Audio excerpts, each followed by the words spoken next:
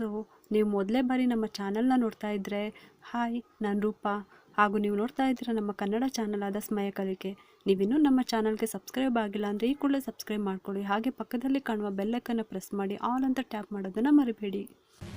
ಆಡು ಆಟ ಆಡು, ನೀ ಆಡು ಆಡು ಆಡಿ ನೋಡು.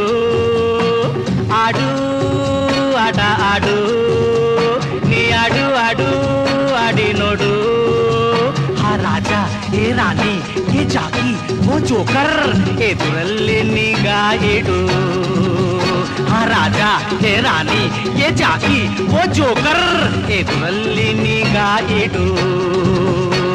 ಎದುರಲ್ಲಿ ನಿಗಾ ಇಡು.